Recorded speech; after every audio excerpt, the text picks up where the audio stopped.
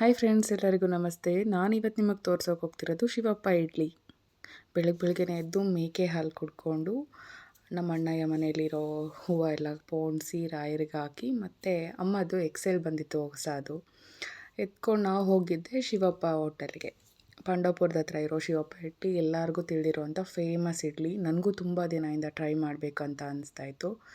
ಹೇಗಿರುತ್ತೆ ಟೇಸ್ಟು ಅಂತ ನೋಡೋಣ ಅಂತ ನಾನು ಮತ್ತು ನಮ್ಮ ಅತ್ತಿಗೆ ಹೋದ್ವಿ. ಹಾಗೆ ಇದನ್ನು ಮುಗಿಸ್ಕೊಂಡು ಆರತಿ ಉಕ್ಕಡಕ್ಕೆ ಹೋಗ್ಬೋದು, ಹತ್ರ ಇರುತ್ತೆ ಅಂತೇಳಿ ಹೋಗಬೇಕಾದ್ರೆ ಇದು ನನ್ನ ಫೇವ್ರೆಟ್ ಪ್ಲೇಸು. ಇಲ್ಲೊಂದು ಆಶ್ರಮ ಇದೆ, ಪುಟ್ಟಪರ್ತಿ ಸಾಯಿಬಾಬಾ ಅವ್ರದ್ದು. ಇದು ತುಂಬ ಚೆನ್ನಾಗಿರುತ್ತೆ. ಯಾರಾದರೂ ಹೋಗಿದ್ರೆ ವಿಸಿಟ್ ಮಾಡಿದರೆ ಹೇಳಿ. ಈ ಫ್ಲೈಓವರ್ ಮೇಲೆ ಹೋಗಬೇಕಾದ್ರೆ ಇಲ್ಲಿ ಸಿಗೋ ನದಿ ಎಲ್ಲ ನೋಡೋಕೆ ಒಂಥರ ತುಂಬ ಖುಷಿ ಆಗ್ತಾ ಇರುತ್ತೆ. ಹಿಂಗೆ ಹೋಗ್ತಾ ಹೋಗ್ತಾ ಹೋಗ್ತಾ ಇನ್ನೇನು ಶ್ರೀರಂಗಪಟ್ಟಣ ರೀಚ್ ಆಗ್ತಾಯಿದ್ವಿ. ನಾವು ಶ್ರೀರಂಗಪಟ್ಟಣ ರೂಟಲ್ಲಿ ಹೋಗಿದ್ದು. ಸೊ ಶ್ರೀರಂಗಪಟ್ಟಣ ರೂಟಲ್ಲಿ ಹೋಗಬೇಕಾದ್ರೆ ದರಸಗುಪ್ಪೆ ಅಂತ ಸಿಗುತ್ತೆ ನಿಮಗೆ. ಸೊ ಅಲ್ಲೇ ಅವ್ರದ್ದು ಇಡ್ಲಿ ಹೋಟೆಲ್ ಬರೋದು. ರೋಡಲ್ಲಿ ಹೋಗ್ತಾ ಇರಬೇಕಾದ್ರೆ ನೇಚರ್ ವ್ಯೂಸ್ ಎಲ್ಲ ತುಂಬ ಎಂಜಾಯ್ ಮಾಡ್ತಾಯಿದ್ದೆ. ಯಾಕಂದರೆ ಎಕ್ಸೆಲ್ ಓಡಿಸಿ ತುಂಬ ದಿನ ಆಗಿತ್ತು. ನೋಡಿ ಎಲ್ಲ ಕಬ್ಬಿನ ಲಾಟ್ ಎಲ್ಲ ಎಲ್ಲಿಗೆ ಹೋಗ್ತಿದೆ ಗೊತ್ತಾ? ಶುಗರ್ ಫ್ಯಾಕ್ಟ್ರಿ ಇದೆ ಅಲ್ವಾ, ಅಲ್ಲಿಗೆ ತಗೊಂಡು ಹೋಗ್ತಾ ಇದ್ದಾರೆ. ಎತ್ತಿನ ಗಾಡಿಯಲ್ಲಿ, ಟ್ರ್ಯಾಕ್ಟರ್ಸಲ್ಲಿ ಡಬಲ್ ಟ್ರ್ಯಾಕ್ಟರ್ನ ಅಟ್ಯಾಚ್ ಮಾಡ್ಕೊಂಡೆಲ್ಲ ತೊಗೊಂಡು ಹೋಗ್ತಿರ್ತಾರೆ. ಸೊ ನೋಡೋಕ್ಕೆ ತುಂಬ ಖುಷಿ ಆಗ್ತಾಯಿತ್ತು. ಹಾಗೆ ಮುಂದೆ ಹೋಗ್ತಾ ಇದ್ದರೆ ಈ ಫೈನಲಿ ರೀಚ್ಡ್ ದರಸಗುಪ್ಪೆ. ಇನ್ನೇನು ಸಿಗುತ್ತೆ, ನಮ್ಮ ಮುಂದೆ ಹೋಗಿದ ತಕ್ಷಣ ಸಿಗುತ್ತೆ. ಹೀಗೆ ಹೋಗಿ ನಾವು ಟೋಕನ್ ತೊಗೊಬೇಕು, ಟೋಕನ್ ಸಿಸ್ಟಮಲ್ಲಿ. ಸೊ ರೀಚ್ ಆಗೋಷ್ಟರಲ್ಲಿ 2-3 ಬ್ಯಾಚ್ ಮುಗ್ದಿತ್ತು. 2-3 ಬ್ಯಾಚ್ ಮುಗಿದ್ಮೇಲೆ 50-50 ನಮ್ಮದು ಬಂತು ಟೋಕನ್ 28 ನಂಬರ್. 9:30ಗೆ ನಾವು ಟೋಕನ್ ತೊಗೊಂಡ್ರೆ ನಮ್ಗೆ ಇಡ್ಲಿ ಸಿಗೋ ಅಷ್ಟರಲ್ಲಿ 10:30 ಆಗಿತ್ತು. ಟೋಕನ್ ತೊಗೊಳೋಕ್ಕೂ ತುಂಬ ಕ್ಯೂ ಇತ್ತು. ಅಷ್ಟರಲ್ಲಿ ಬಾತ್ ಟ್ರೈ ಮಾಡೋಣ ಅಂತ ಹೇಳಿ ಬಾತ್ ಸ್ಟಾರ್ಟ್ ಮಾಡಿದ್ದಾರೆ ಹೊಸ್ದಾಗಿ. ಸೊ ಬಾತ್ ತಿಂದ್ವಿ. ಬಾತ್ ಟೇಸ್ಟು ತುಂಬ ಚೆನ್ನಾಗಿತ್ತು, ಸುಳ್ಳು ಹೇಳ್ಬಾರ್ದು. ಹಂಗೆ ಉದ್ದಿನ ವಡೆ ಸಿಗುತ್ತೆ, ಉದ್ದಿನ ವಡೆನೂ ಚೆನ್ನಾಗಿತ್ತು. ಅಣ್ಣ ಹತ್ರ ಒಂದು ಪ್ಲೇಟ್ ಬಾತ್ ಹೇಳಿ ಬಾತ್ ತಗೊಂಡು ತಿಂದು ವೆಯ್ಟ್ ಮಾಡ್ತಾಯಿದ್ವಿ. ಪೇಷನ್ಸ್ ಇರಬೇಕು ಫ್ರೆಂಡ್ಸ್. ಈ ಹೋಟೆಲಲ್ಲಿ ಇಡ್ಲಿ ತಿನ್ನಬೇಕಂದ್ರೆ ಲಿಟ್ರಲಿ 1 ಅವರ್ ಆಯಿತು ನಮಗೆ ಇಡ್ಲಿ ಕೈಗೆ ಬರೋಷ್ಟರಲ್ಲಿ.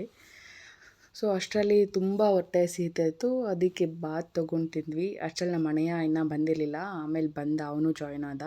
ಅವನು ಬಂದು ವೆಯ್ಟ್ ಮಾಡಿ ಅವನು ಆಲ್ರೆಡಿ ತಿನ್ಕೊಂಡೇ ಬಂದ್ಬಿಟ್ಟಿದ್ದ ತಿಂಡಿನ.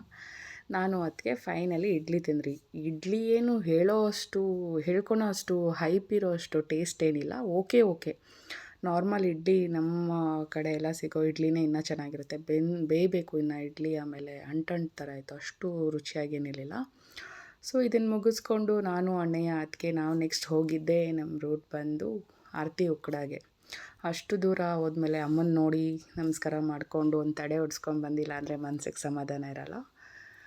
ಸೊ ನೆಕ್ಸ್ಟು ಉಕ್ಕಡಾಗೆ ಹೋದ್ವಿ. ಉಕ್ಕಡಾಗೆ ಹೋದರೆ ಯಪ್ಪ ಜನ.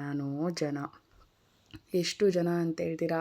ಅಲ್ಲೂ ಕ್ಯೂ, ಇಲ್ಲೂ ಕ್ಯೂ ಅಲ್ಲಿ ನಿಂತ್ಕೊಂಡು ಪೂಜೆ ಸಾಮಾನೆಲ್ಲ ತಗೊಂಡು ಅಂತೂ ಇಂತೂ ಮಾರಮ್ಮನ ದರ್ಶನ ಮಾಡಿ ಕೈ ಮುಗಿದು ಏನೇನು ಮನಸ್ಸಲ್ಲಿತ್ತೋ ಎಲ್ಲ ಕೇಳಿಕೊಂಡು ತೀರ್ಥ ಹಾಕ್ಸ್ಕೊಂಡು, ಮತ್ತು ನಾನು ಅತ್ತಿಗೆ ಅಣ್ಣಯ್ಯ ಎಲ್ಲ ತಡೆ ಹೊಡ್ಸ್ಕೊಂಡು, ಗಾಡಿ ಅಮ್ಮ ಹೊಸ್ದಾಗಿ ತೊಗೊಂಡಿರೋದು, ಸೊ ಅದಕ್ಕೂ ಒಂದು ತಡೆ ಹೊಡಿಸ್ಬೇಕಿತ್ತು. ದರ್ಶನ ಆಗೋಷ್ಟರಲ್ಲೇ ತುಂಬ ಲೇಟಾಗಿತ್ತು. ಲೈನ್ ನೋಡಿದ್ರಲ್ಲ ಎಷ್ಟಿದೆ ಅಂತ. ಇಲ್ಲೆಲ್ಲೋ ಕಲರ್ ಸ್ಯಾರಿ ಕಾಣಿಸ್ತಿರೋರು 12 ಜನ 13 ಜನ ಲಿಟ್ರಲಿ ಒಂದೇ ಥರ ಸ್ಯಾರಿ ಹಾಕ್ಕೊಂಬಂದಿದ್ರು ಎಲ್ಲರೂ. ಅವರೆಲ್ಲ ಫ್ರೆಂಡ್ಸ್ ಅಂತೆ.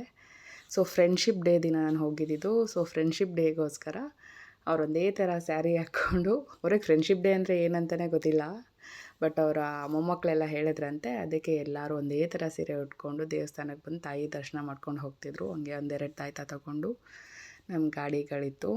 ಅದು ಅಣ್ಣಯ್ಯಂದು ಮತ್ತು ಇದಮ್ಮಂದು ಹೊಸ ಗಾಡಿ. ಸೊ ಎರಡಕ್ಕೂ ಪೂಜೆ ಮಾಡಿಸಿ ತಡೆ ಹೊಡೆಸ್ಕೊಂಡು ಪ್ರಸಾದ ತಿಂದ್ಕೊಂಡು, ಅವ್ರದ್ದು ನಾನ್ ವೆಜಿಟೇರಿಯನು, ಅಣ್ಣಯ್ಯ ನಾನ್ ವೆಜಿಟೇರಿಯನು. ಸೊ ಅವ್ರದ್ದೊಂದು ಪೂಜೆ ಇತ್ತೆಲ್ಲ ಮುಗಿಸಿ ದಾರ ಕಟ್ಟಿಸಿ ಕೈಗೆ ಮತ್ತೆ ವಾಪಸ್ ಬಂದ್ರಿ. ಇದಾಗಿತ್ತು ಆವತ್ತಿನ ಬ್ಲಾಗ್. ಇದೇ ಥರ ಹೆಚ್ಚಿನ ವೀಡಿಯೋಗಳಿಗೋಸ್ಕರ ನನ್ನ ಚಾನಲ್ನ ಸಬ್ಸ್ಕ್ರೈಬ್ ಮಾಡೋದನ್ನ ಮರಿಬೇಡಿ. Thank you. ಲೊಕೇಶನ್ನ ಕೆಳಗೆ ಪಿನ್ ಮಾಡಿರ್ತೀನಿ, ನೀವು ಒಂದ್ಸರಿ ವಿಸಿಟ್ ಮಾಡಿ ಹೇಗಿತ್ತು ಅಂತ ತಿಳಿಸಿ.